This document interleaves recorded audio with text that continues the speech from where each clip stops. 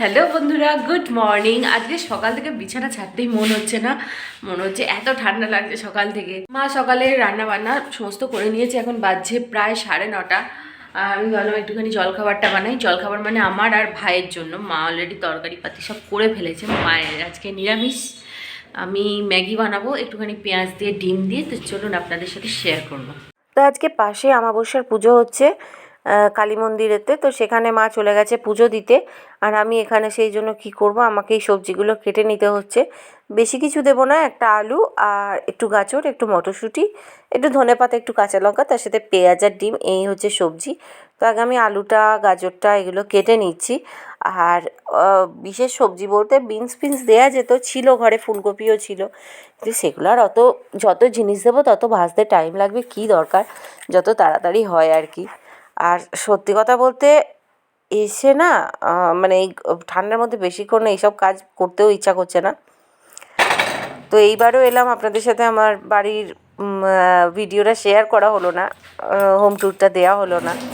তো চেষ্টা করব পরের বারে দেওয়ার। হ্যাঁ, তো আগে আমি মটরশুঁটিগুলো কড়াইতে দিয়ে দিলাম, আর এবার গ্যাসটা জ্বেলে দেবো, আর ম্যাগিটা সেদ্ধ করে নেবো। আর মটরশুঁটিটা না ভাজার থেকে আমার মনে হলো একটু যদি সেদ্ধ করে নিই ভালো হবে। কাঁচা মটরশুঁটি, টাটকা মটরশুঁটি, তো তো গরম জল করে একটু নুন দিয়ে একদম ম্যাগি দিয়ে পুরো সিদ্ধ করতে বসিয়ে দিলাম।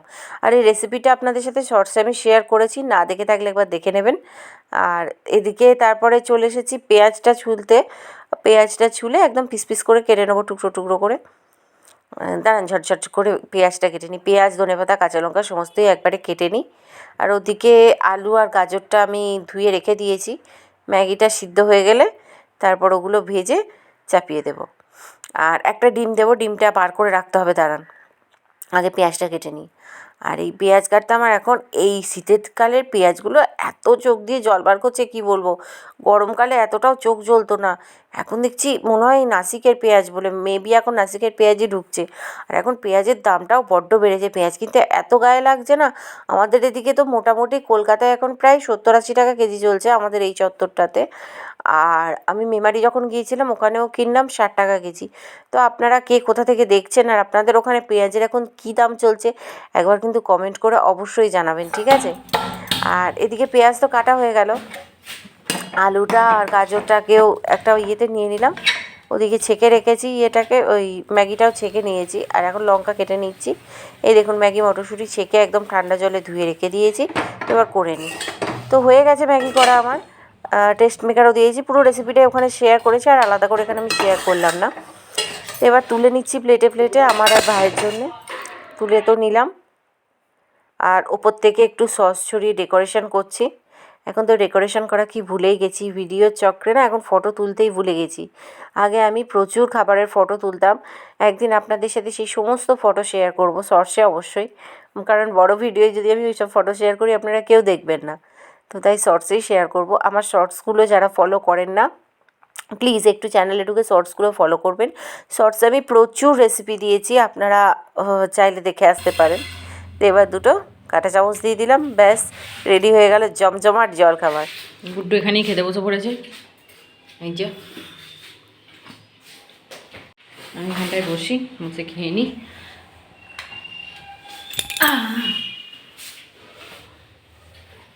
একটা মজার জিনিস দেখবেন, আমাদের ননটি এই দেখুন বসে বসে ম্যাগি খাচ্ছে। ভাই ওকে একটু ম্যাগি দিয়ে গেছে ওর প্লেটেতে, তো বসে বসে ম্যাগি খাচ্ছে। আর তার সাথে দেখতে পাচ্ছেন ছোলা ভাজা আছে পাশে, ও ছোলা ভাজা খাবে, মুড়ি খাবে, তারপরে হচ্ছে আটা মাখা তো খাই। ও শাক সবজির থেকে আবার এইগুলো খেতে বেশি ভালোবাসে। ইদানিং আবার মাংস খাওয়াও শুরু করেছে, কিন্তু মাংসটা আমরা দিই না, শুধুমাত্র ওকে এখানে ম্যাগিগুলো অল্প অল্পই দিয়েছে, বেশি দেয়নি যদিও। তো ও মোটামুটি সব কিছু খায়, ভাতও খায় এমনকি, জানেন। তো তারপরে আমি একটু বাইরেটায় এলাম, কারণ টুকটাক সবজি নেওয়ার ছিল। তো মা তো ওদিকে পুজো দিতে গিয়েছিল, তাই বললো কী কী সবজি লাগবে দেখে তুই একটু নিয়ে নে। তো আমি সেগুলোই নিয়ে নিচ্ছিলাম।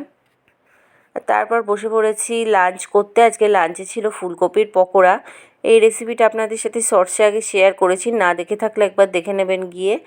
আর ছিল লাউ শাক আলু পোস্ত, পাঁপড় ভাজা, আর ভাত ছিল, তার সাথে ছাঁচি কুমড়ো ছিল। সেটা আমি নিইনি, কারণ একটু কেমন যেন গন্ধ টাইপের হয়ে গিয়েছিলো ওটা।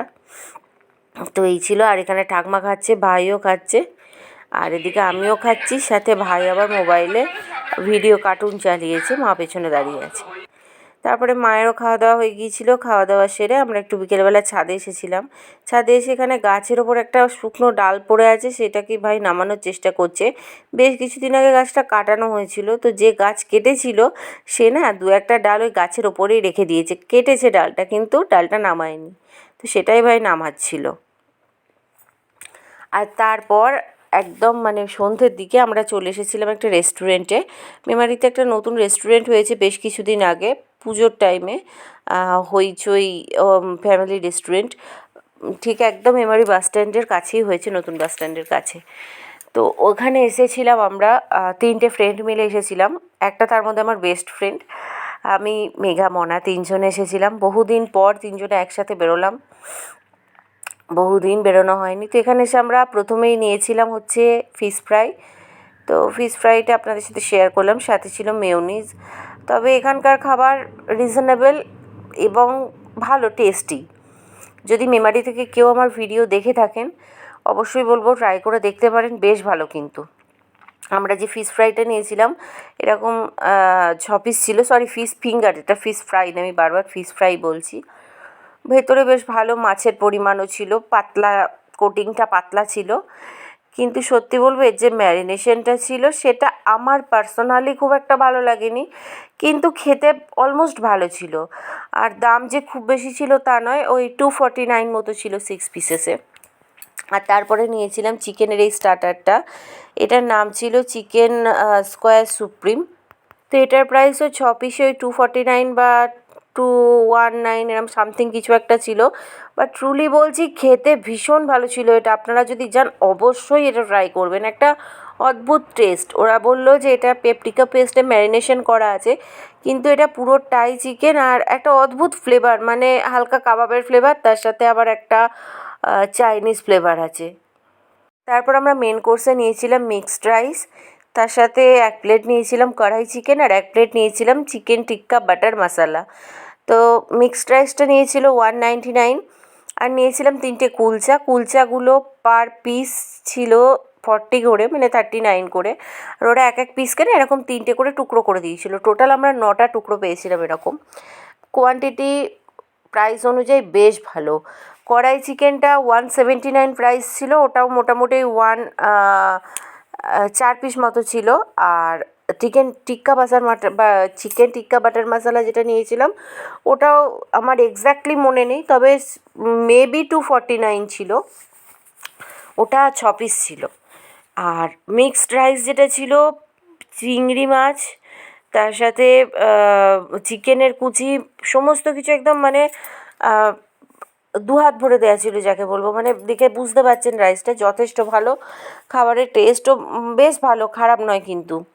আর আমি বাড়ির জন্য অনেক কিছু প্যাক করিয়ে এনেছিলাম, সেটা আপনাদের বাড়ি গিয়ে শেয়ার করছি।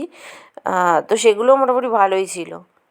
তো আমাদের খাওয়া দাওয়া কমপ্লিট হয়ে গেছে। এইবার এই যে মুখে মৌরি আর মিছরি পুড়ে নিয়েছি, সুগার পিসগুলো।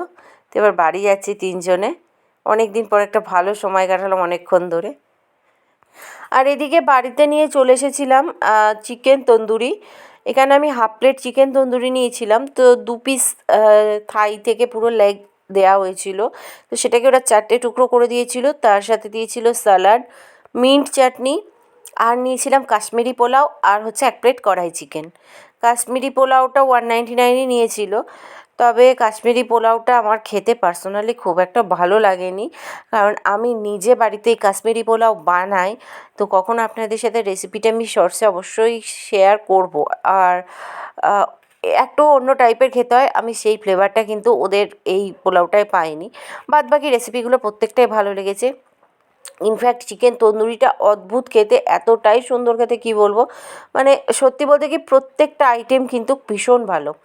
শুধু কাশ্মীরি পোলাওটা আমি রেকমেন্ড করতে পারছি না, তবে আপনাদের ইচ্ছা থাকলে একবার খেয়ে দেখতে পারেন।